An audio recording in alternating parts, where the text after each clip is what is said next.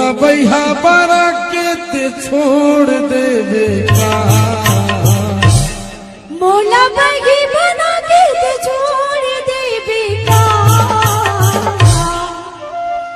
अच्छा ओमा काया डीजे कामताराज मैं जैसे कथा उसने कहूँ कथा। सुन सुन मैं तोला जैसने कही था उसने तय बोला था। अच्छा हाँ ए ले बता तो मैं तुम्हें जत्ता माया करता हूँ ना तो का भाई गे उकर चवन्नी माया तय बोला नहीं कर। सुन ना मैं तोला जत्ता पूरा माया ठंडी में करता ना उतना ते चरन्नी नहीं कर। तभी तो सुरभैया कहते का के था डीजे कामताराज मार्को मोला भैया बारा के ते छोड़ दे बेका मोला बगी बना के ते छोड़ दे बेका। मोला भैया बारा के ते छोड़ दे बेका मोला बगी बना के ते छोड़ दे बेका। तेरी दिक्कत बात है इसी यार भैया बना के छोड़ दे बेका।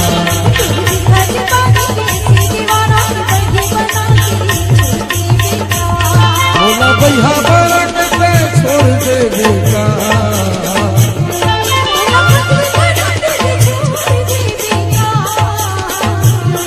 मोला भैया बारा के ते छोड़ दे बेका।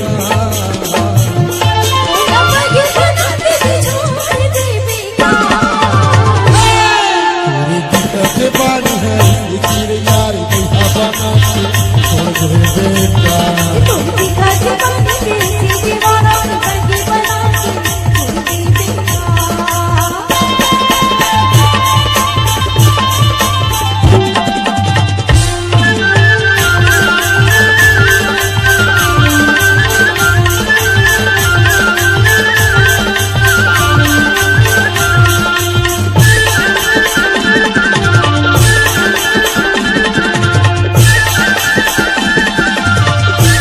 Mix by DJ Kamtaraj Marco